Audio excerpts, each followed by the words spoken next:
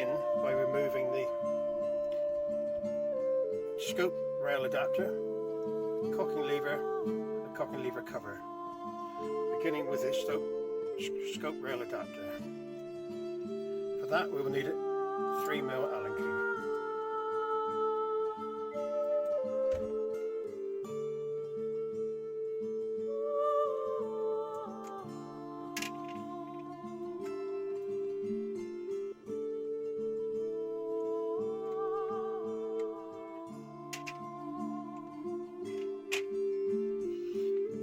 Cover, we'll need a 2.5mm Allen key.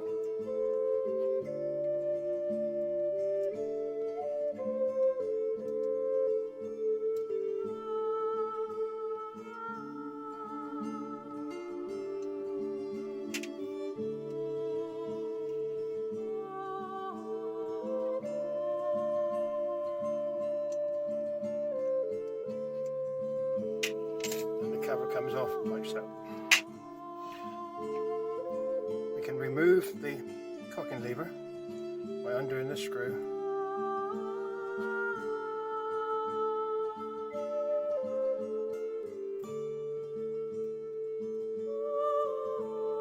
And that comes away like so. To remove the adapter that fits the cocking lever, we need to undo the M4 screw first. Unscrew that one, take it all the way out, then you screw it into the spare hole, the M4 hole. Screw it down until it starts to get hard. When it gets hard, push it, and that will push that piece off. Right.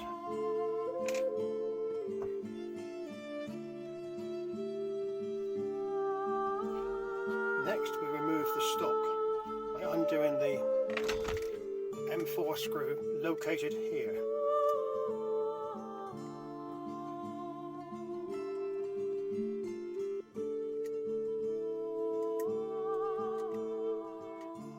On earlier models this screw is slightly deeper. It's the same place but it's further in, and in some versions it's capsulated so it won't come out. This one it will come right out.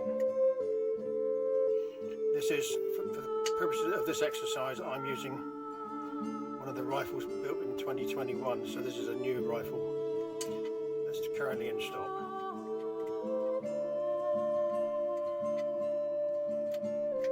Not the easiest screw to get out because of this where it is.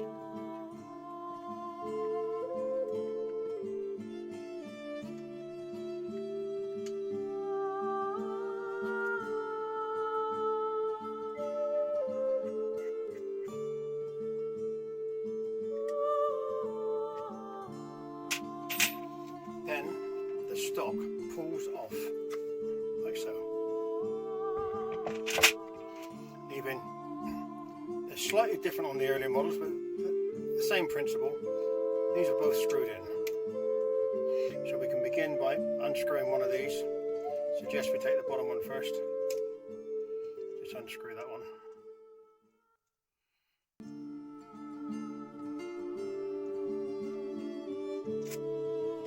Then just slacken that on a quarter of a turn, just slacken it off. Then you've got to remove the M4 screw, which is in the bottom of here, underneath what was the scope rail adapter. When you put that back in, make sure you put the right screw back in, because otherwise it'll impinge the thread here. Normally a stainless steel screw, so you can tell the difference. Right.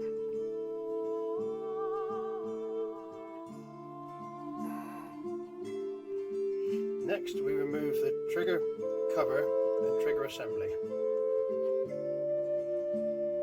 Remove the two M3 countersink screws.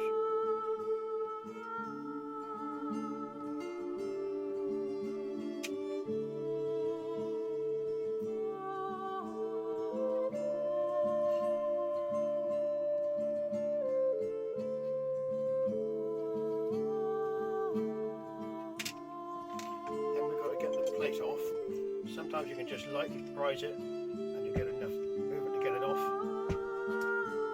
That just comes away like so. Showing the trigger like so. Now the tricky part, this trigger spring has a habit of springing out, and if you lose it, you're lost, because I haven't got any spares. So you take something with a reasonable sharp point, gently prise it up until you can get something in the front end of it so you can lift it out. There you go, take it out like that. Now then, there's another trigger spring. The first pressure spring is in here. That one can come out the same way. It's there. That one goes in with the double wound end uppermost when it's assembled. Then the trigger slips off. Now to get the next piece out, you have to turn it over and push the pivot pin out from the back. That pin comes out, and then the plate will come away with it. Now, another word of warning. There is underneath this sear, there is a ball. So we move that one down, pick it up and tip the ball out like so. Otherwise you will lose the ball. Now we can finish on doing this one.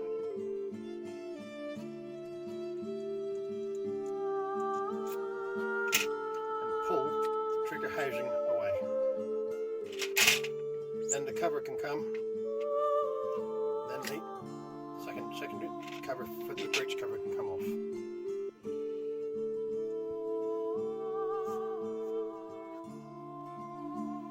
Next we remove the breech. And if we're just looking to do the seals, that's as far as we need to go. For that we need a 2.5 Allen key, and we just slacken this screw, which has got a half dog point. Some of them had a cross thread, for a screwdriver point. This is a 2.5 mil Allen key. Then you twist that, and you can pull it off. The breech comes away, and then when the breech comes away, the breech seal is in here. That one can be blocked out, just like so.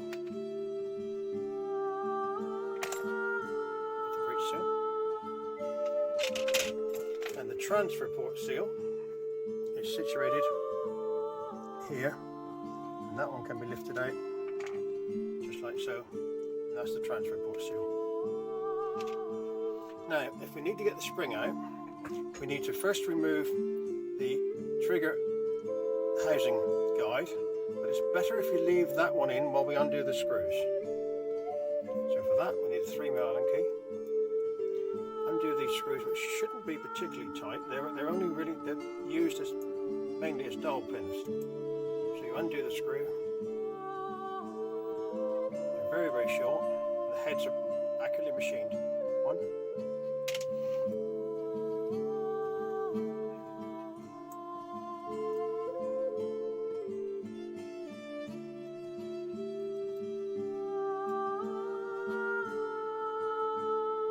Two.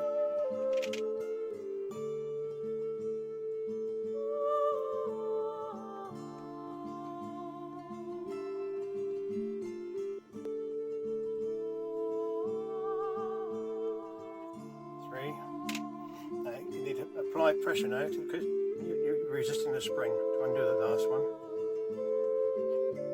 Careful not to strip the threads. Unscrew that one.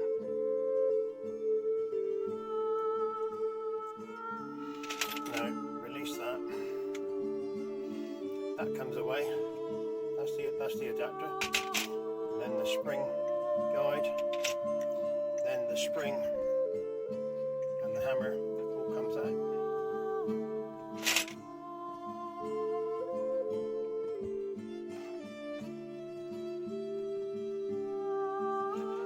Placing the O-ring in the breech is simply a matter of putting the O-ring into the recess like so, pressing it home, and then putting a generous supply initially of petroleum jelly just on the surface. That'll keep it lubricated for quite a long time.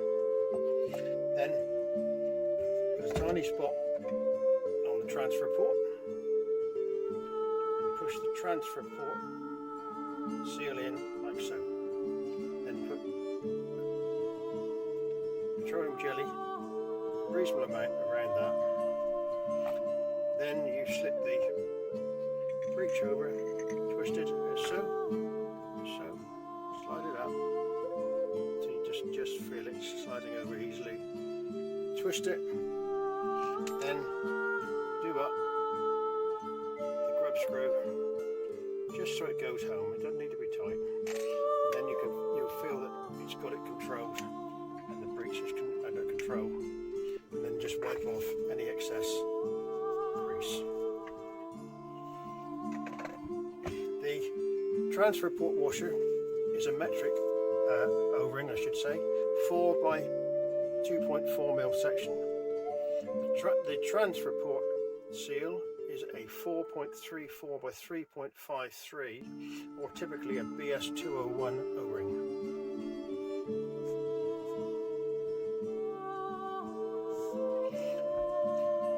This rifle, when the breech has been removed, that's taken off, we can take the barrel out by undoing these two screws here, and the barrel will slip out. However, that is as far as we can strip the rifle without special tooling, which in fact is required to take all of this apart. This has to have special tools, so this is not possible without the tooling. This rifle, the firing valve has got an anti-bounce mechanism, so if I take the spring off, you'll be able to see this more clearly. That the end of the hits the end of the valve seat in there, and when it comes back, it slides back onto here and it's stops dead. So the hammer hits that forward, and that comes back, and it stops any bounce in the firing mechanism. So that's how this one works. It does make it a little trickier to assemble, but I'll explain that when I put it back together again.